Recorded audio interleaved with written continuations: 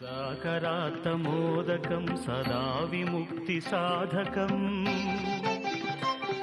కళాధరావతంసకం విలాసిలోకరంజకం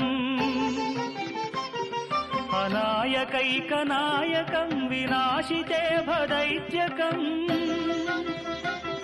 నటాశుభాశునాశకం నమామి తం వినాయకం.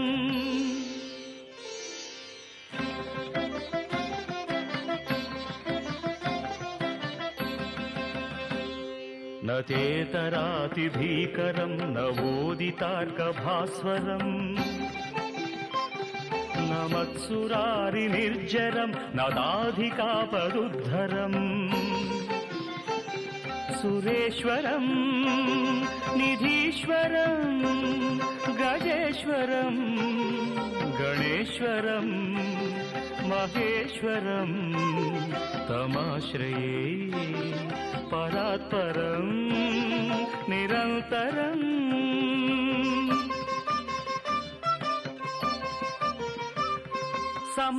సమస్తలోకశంకరం నిరస్తదైత్యకుంజరం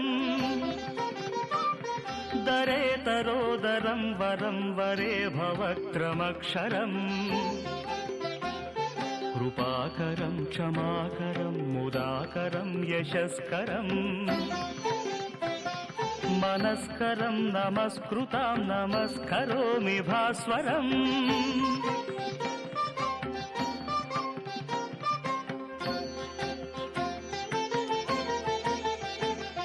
అకించనార్తిమార్జనం చిరంతనోక్తిభాజనం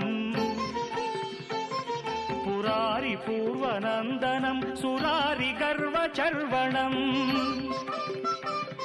ప్రపంచనాశభీషణం ధనంజయాదిభూషణం కపోలదానవారణం భజే పురాణవారణం.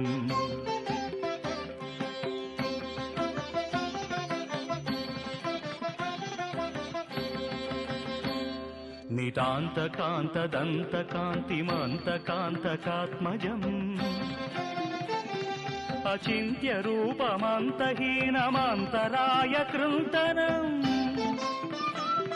హృదంతరే నిరంతరం వసంతమేవ యోగినాం తమేకదంతమేవ తం విచింతయామి సంతతం.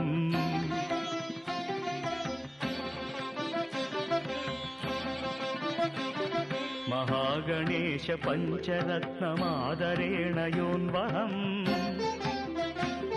ప్రజల్పతి ప్రభాతకే హృది స్మరన్ గణేశ్వరం అరోగతాం అదోషతాం సుసాహితీం సుపుత్రతాం సమాహితాయురష్టభూతిమభ్యుపైతి సోచి. నిన్నటి నుంచి కూడా మనం ప్రారంభం చేసుకొని మనకి గరిక ఏ ప్రకారంగా మనకు ఉండేటువంటి కష్టపరంపరను పోగొట్టుకోవడానికి గాను ఉపకరిస్తుందో తెలుసుకుంటూ వస్తున్నాం కదా. ఆ క్రమంలో నేటి రోజున దీర్ఘకాలికమైనటువంటి వ్యాధులతో మేము బాధపడుతున్నాం. మాకు ఈ వ్యాధులు ఏ ప్రకారంగా ఉపశమిస్తాయో మాకు తెలియకుండా ఉంది. కనుక ఈ వ్యాధుల్లోంచి బయటపడడానికి కానీ మాకు ఏదైనా మార్గం కావాలని అన్వేషిస్తున్నటువంటి వారు ఎవరైతే ఉన్నారో వీరికి గరిక ఏ ప్రకారంగా ఉపకరిస్తుందో ఈరోజు తెలుసుకుందాం. పడుకోబోయే ముందు మంచం కింద పూర్తిగా పీచు తీసేసినటువంటి ఒక కొబ్బరికాయని అట్టి పెట్టాలి. పూర్తిగా పీచు తీసేయాలి, గుండ్రంగా ఉండాలి కాయ, దాని మీద ఎక్కడా కూడా కొంచెం కూడా పీచు మిగలకూడదు. అలా నున్నగా పీచు తీసేసినటువంటి కొబ్బరికాయకి చుట్టూరా కూడా గరికను చుట్టాలి, లేదా గరిక కాస్త నేల మీద పరిచి దాని మీద ఈ కొబ్బరికాయను ఉంచాలి. ఇలా దీన్ని మంచం కింద మనం ఎటువైపు అయితే తల పెట్టుకుంటున్నామో ఆ తలవైపు కింద ఉండే విధంగా జాగ్రత్త తీసుకోవాలి. ఉంచి ఆ మొన్నాడు ఉదయం మనం నిద్ర లేచిన తర్వాత ఈ కొబ్బరికాయని తీసుకువెళ్ళి ఆ గరికతో సహా పారే నీటిలో వేయాలి. ఒకవేళ పారే నీరు కనుక మనకు అందుబాటులో లేకుండా ఉన్నటువంటి కారణం ఏదైనా ఉన్నట్లయితే ఈ కొబ్బరికాయని ఏదైనా సరే మన దగ్గరలో ఉండేటువంటి సమీపంలో ఉండేటువంటి గణపతి దేవాలయం ఏదైతే ఉందో ఆ గణపతి దేవాలయం బయట కొట్టేయాలి. ఏదైనా సరే గణపతి దేవాలయం ఏదైతే ఉందో ఆ గణపతి దేవాలయం బయట ఆ కొబ్బరికాయని కొట్టేయాలి. ఇలా చేస్తూ వచ్చినట్లయితే కనుక దీర్ఘకాలికమైనటువంటి వ్యాధుల నుంచి మనం ఉపశమనం పొందడానికి గాను ఒక చక్కని మార్గం మనకి ఏదైనా లభిస్తుంది, ఒక మంచి వైద్య విధానం మనకి లభిస్తుంది. అయితే మరి ఇది ఎన్ని రోజులు చేయాలి అని అంటే ఈ క్రియను మనం వదిలిపెట్టకుండా కనీసం 11 రోజుల పాటు చేయాలి. ఇలా 11 రోజుల పాటు చేయడం వలన ఖచ్చితంగా దీర్ఘకాలికమైనటువంటి వ్యాధుల్లోంచి మనం బయటపడడానికి కావాల్సిన పరిహార మార్గాలు లభిస్తాయి. అదే ప్రకారంగా ఈరోజు మనకి మంగళవారం అనగానే మనందరికీ కూడా గుర్తుకొచ్చేటువంటి దైవం సాక్షాత్తు దుర్గా అమ్మవారు. స్మరణ మాత్రం చేతనే మనకు ఉండేటువంటి కష్టపరంపరంతా కూడా పోగొట్టేటువంటి అమ్మవారి యొక్క పరిపూర్ణమైనటువంటి అనుగ్రహాన్ని మనకు అందించేటువంటి అద్భుతమైనటువంటి స్తోత్రం దుర్గా ఆపదుద్ధారక స్తోత్రం. సిద్ధేశ్వర తంత్రంలో పరమేశ్వరుడు చెప్పినటువంటి ఈ స్తోత్రాన్ని ఎవరైతే నిత్యం పారాయణ చేస్తూ ఉంటారో వారికి అలవి కానటువంటి కష్టాలు ఏవైతే ఉన్నాయో అవన్నీ కూడా తొలగిపోతాయి. అంతటి అమోఘమైనటువంటి ఆ దుర్గా ఆపదుద్ధారక స్తోత్రాన్ని శ్రవణం చేద్దాం, ధన్యులమవుదాం.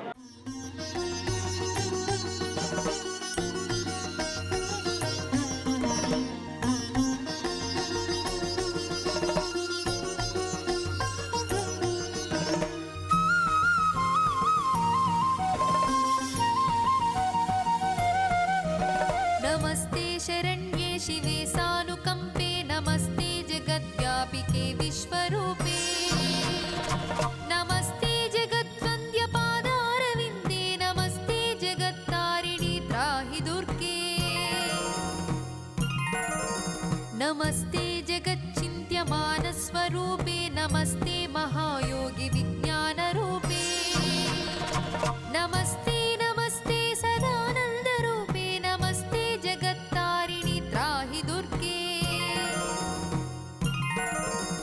अनाथस्य दीनस्य तृष्णातुरस्य भयार्तस्य भीतस्य बद्धस्य जन्तोः त्वमेका गतिर्देवि निस्तारकर्त्री नमस्ते जगत्तारिणि त्राहि दुर्गे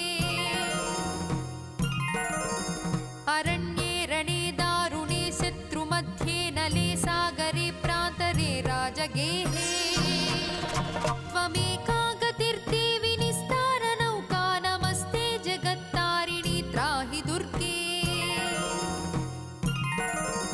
अपारे महादुस्तरेत्यन्तघोरे विपत्सागरे मज्जतां देहभाजा त्वमेका गतिर्देवि निस्तारहेतुर्नमस्ते जगत्तारिणि त्राहि दुर्गे